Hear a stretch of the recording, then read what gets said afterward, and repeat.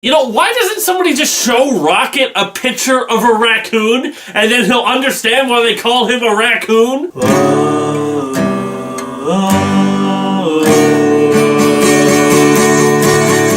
It's laser time and we're gonna do a review. Yes, we're gonna review. I'll talk about movies and comics too. Let's all go watch the review.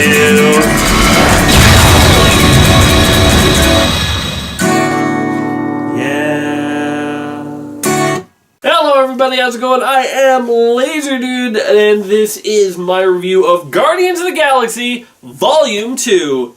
So, I liked Guardians of the Galaxy quite a bit. Like I said in my predictions video, it was one of the rare movies where like everybody in my family loved it. My mom, my sisters, my brothers, everybody. It was a rare movie that really appealed to everybody. And so Guardians of the Galaxy Volume 2 was a movie I was really looking forward to. So let's see how they did. So there's a lot about this story that I just don't want to get too much into, otherwise I'll give it away. But it's basically Peter Quill meets his father, and there's a big mystery around that. And then we got also stuff with the Ravagers going after the Guardians of the Galaxy, and these yellow people also going after Guardians of the Galaxy because of stuff that I don't want to spoil.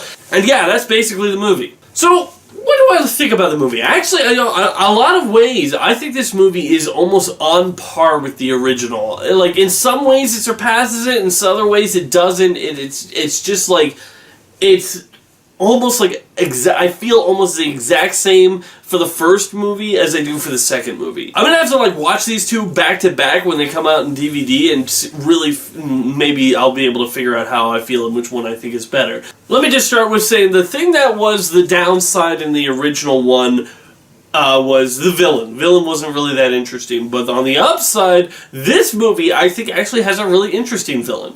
When I heard that they were going to make Star-Lord's father, Ego, the living planet, I'm like, how? Like, honestly, for those who've seen the movie, I'm with Drax. I'm like, how did he do that in Squisher? Because in the comic books, that's not who Star-Lord's father is. At least I'm pretty sure that's not, like, I've just read these comics and this guy is his father, so I'm not sure entirely why they decided to take it in an entirely different direction. But I like how they work into the story, Peter Quill's father, and how that works into his character arc. How, you know, he never had a father growing up, or at least he doesn't consider that he ever had a father. And man, I'm trying to talk about this without giving too much stuff away, but it's kind of hard. Because the story doesn't necessarily have a straightforward plot. I mean, it is Peter Quill meeting his father and learning more about that and figuring out stuff along the way. And then the Ravagers are after him and all the Guardians of the Galaxy. And Yondu has a really interesting storyline as well. I mean, Yondu having a scene with the dart is like Quicksilver in the X-Men movies, having one of those things. You're just like, okay, that was probably the coolest thing in the movie. But anyway, there's kind of this kind of like fatherly dynamic thing where, you know, Peter Quill's father is like trying to be a father to Peter, but Peter also has this thing where Yondu was kind of like his father back in the day. And that's kind of an interesting subplot, like, because, you know, Yondu was pretty much a villain in the last film. But you kept on wondering, why does he keep on helping Peter, you know? Like, he shouldn't believe Peter at all at this. And then he does, so you're like, why is he doing that? That doesn't really it's like he's getting outsmarted by it. But, and here they go, like, he kind of has, like, kind of, like, fatherly feel to it. I'm like, that's an interesting choice. I actually kind of enjoy that. Gamora's thing is she has it's like family is the main theme of this movie, you know? We got Gamora's thing is her rivalry with her sister Nebula is like gone to a boiling point, and you know, you really, honestly, I thought Nebula in the first movie was pretty bland, not really that interesting, but they give her a really interesting backstory in here with, you know, talking about how she was always bested by Gamora, being a daughter of Thanos, and they show why most of her body is all robotic, and you're like, dang, that is twisted and dark. And I actually really like Nebula and Gamora's relationship, and how they kind of like have a, like, I want to kill you, but I also kind of want to be your sister sort of thing. Like, that's a really cool element of the story that I really like. Rocket's thing is he's more of a self-destruct kind of guy. You know, he like destroys himself, like Like, he's kind of like, whenever he feels like he's getting too close to something, he, like, tries to go out of his way to destroy it. The only thing that he's kind of really taking responsibility for is Groot, because, Groot, saved him and, was his friend to him, and so that's the only thing he's kind of taking responsibility for. The rest of everyone else is kind of trying to push away. And I really like that part of the story too. Drax is more comic relief in here, but we do get some moments where he talks about his family where I actually feel more of a connection than I did in the last movie. He talks about his family in the last movie, and I'm not really feeling it. I'm laughing at all of his humorous scenes, but I'm not really feeling the emotional parts that I should be. Here I was. I think Dave Bautista did a great job of portraying this guy who's, has lost and is trying to move on, but is trying to still remember the way that his, wife and child were. For the new characters, we got, of course, Peter Quill's father, which I'll go more into the spoiler part of the review, because as I say, I don't want to go too much. I just think it's a really good and interesting way that they handle it. We got these yellow people, which are gold people, I guess. They're more gold than yellow. But it's just like, they're kind of like a thing where it's just like, they're just part of the first scene, but they still kind of like stick around, and they're like, it's an interesting thing with them, like they're constantly now trying to kill the Guardians of the Galaxy because of something, and I'm just like, man, I mean, they're going overboard just because of this one little thing. It's just like, dang. But I think the thing that this movie really has down is the humor. I laugh so hard about this thing. I mean, just the opening scene of the movie where they're fighting this giant monster, in the opening credits, there's just like oh my gosh, that's so funny. The scene, if you've seen the movie, you know what I'm talking about. That's so hilarious. The movie is very funny. The pacing is well done. I think when it comes to, is there a downside? Yes, there is. The team is mostly split apart for a lot of it. We got, they're kind of like attacking their storylines more one-on-one and less together. Like in the last film, they were always together, and they were always working off of each other, and they were always having great humor. And those scenes are in here, and they're great, but it's more like Star-Lord's doing his own thing with his father. Gamora and Nebula are doing their own thing. Drax is with this girl, Mantis, I believe she is, and they're doing their own thing. Rocket, Groot, and Yondu are in a pairing over here, and it's kind of like they're all paired off in different sides, and they do eventually come together, but we don't get as much as the chemistry we had in the last film of them working off of each other. We do have some of the scenes in the beginning and the end, and in the middle we have them working off of their own individual characters, and there's some very funny scenes. Like there's a scene with Groot trying to find something that's absolutely hilarious. I love it. But the character interactions aren't the characters aren't interacting off of everybody like the previous movie. Still, I think the humor is just as well on point. Like maybe there's not a scene like the dance off that had me rolling in the aisles in the first one, but there's plenty of scenes that had me laughing consistently throughout the film. Even when they go and do a serious thing, like the thing with Nebula, they follow it up with a very funny line, and I like that. Also, I think the motivations for all the characters are very natural. Like, I was thinking, like, when we see the trailer and he's like, welcome to the Guardians of the Galaxy. I still think I do a pretty good Rocket. When he's saying, I'm like, is everyone going to join the Guardians of the Galaxy? Why would this character join? Why would that character join? Why would they team up? I'm just like, they make those team-ups actually feel very natural. Maybe some of them end up being a little bit out of character, but for the most part, I think they're actually very natural, and the setup for the film, I think, handles itself very well. There's one thing that's overly blatant, like, I'm pretty sure that's going to factor in later on, but there are some things that catch me by surprise, and that I'm like, oh, dang, I didn't expect the story to go exactly there. So I think that's really all I have to say in terms of non-spoilers, so I guess I'll give my rating. So I'm giving Guardians of the Galaxy Volume 2 a 8 out of 10.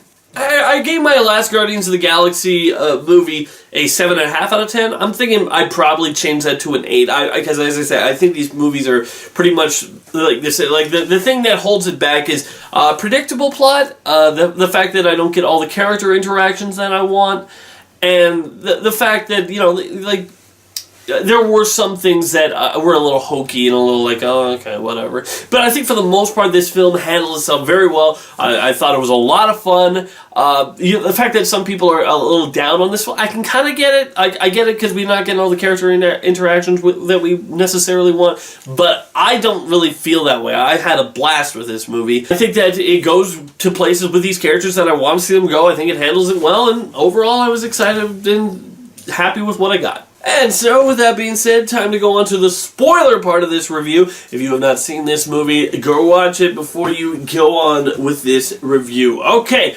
so, the fact that Peter Quill's father is Ego the Living Planet, I'm like, how on earth is that going to work? And how are you going to make it so it's not silly?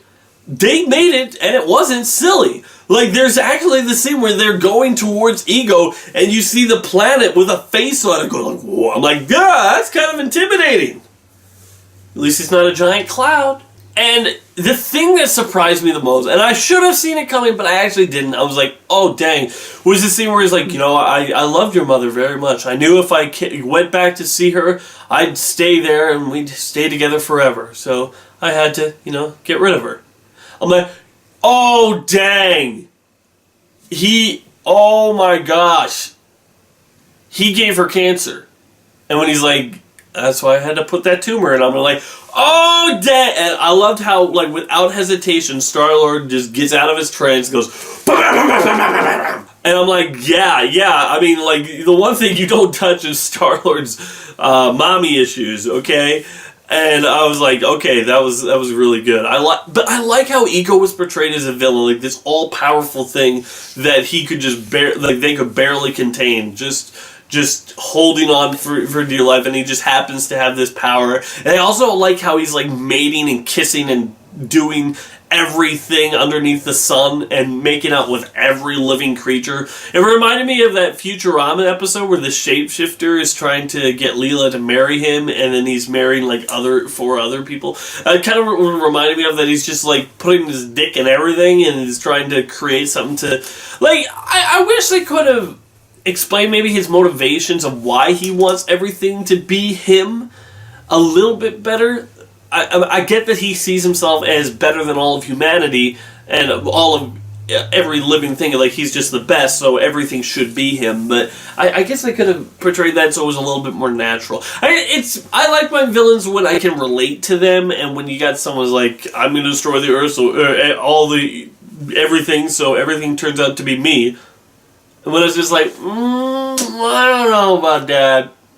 It's just like when you want everything to be you, what happens after that? You just are alone with your thoughts? As I said, I just like villains that I can relate to more. Like, I can relate to what Magneto's doing, not that I think it's right, but I relate to what he's doing. I can't really relate to a guy who wants to just absorb everything, and so there's no living life in the universe anymore. Except for him, so. The fact that they killed Yondu, I guess... I kind of like it. It's just like, as I said, I was actually kind of surprised that they went for him being like the father figure route, where, in the last film they weren't going that way necessarily at all, but there were some things where he's just like, why didn't he want to kill Quill with a vengeance after he found out that he left a patrol in the container instead of the Infinity Stone like he was supposed to? And it's like, when you can look at that, it's like, well, it kind of makes sense. I also like the beginning where, Sylvester Stallone's character is mostly a glorified cameo. It was still kind of cool to see him there. He actually played the role very well for a glorified cameo. But, when his character is like, you delivered kids! I'm just like, well, so what? You delivered a kid. It's not like you gave them to their death, right? And you find out, oh no, he did. He shoved them all to their deaths. That means Yondu saved Peter instead of...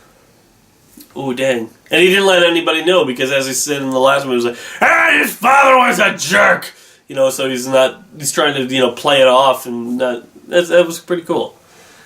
His death... The movie ended on an odd note, it was like trying to be like, the Wrath of Khan type of ending where everyone's a little sad and, looking at all this stuff. I'm like, that's not necessarily the way that you end a Guardians of the Galaxy movie. You end with Dancing Groot, which I guess they still ended in the credits thing. And it's confirmed Stan Lee is a Watcher, or at least works for the Watchers. They don't really address that. like he was still in Stan Lee form. It would have been, you know what, it would have been funnier if you had one of the Watchers sound like Stan Lee. Like, imagine, you just got this image of the Watcher going, "And so Excelsior, I saw this day." I can't do a Stan Lee. But, you know, it's like, wouldn't have that been funnier? In any case, I like that Nebula and Gamora, you know, patch things up. And I was hoping that she'd stay. Because, you know, I'm like, oh, well, are they all going to join the Guardians of the Galaxy? Well, Yondu dies. I was hoping that she'd stay because it would add an interesting thing, an interesting dynamic. Like this really torn apart and tortured being now staying with these Guardians of the Galaxy. But maybe she'll show up in the next one, maybe not. The little Easter egg, Adam Warlock. I've only seen that character once in the Avengers Earth's Mightiest Heroes episode where the Guardians meet up with him, so I have no idea what his personality is like or what he's really even going to look like in the next movie. But I'm not even sure if, like, this is probably going to be Guardians of the Galaxy Volume 3. The Zune! Okay, I gotta talk about this before I go, but the Zune, it made me laugh. He was like, "Here's something from Earth. It's called Zune. It has 300 songs on it." He's like, 300 songs? I'm like, a Zune? A flip of Zune? I laughed for like 2 minutes afterwards. It was so funny. And he has, of all things, he gets a flip of Zune. Oh, it still cracks me up. Yeah, as I said, overall, I really like this film. Probably on par with the original. So, anyways, I think that's all I really have to say. He deserves all the praises again. As I say, I would not be surprised if it made more money this year than the Spider-Man movie, because I think this, like, goes on a more global scale and appeals to more people than just, you know, Spider-Man, which is just a superhero property. But anyway, that's all I have to say for now, guys. I'm Lazy Dude. I hope you have fun seeing this one, and yeah, adios.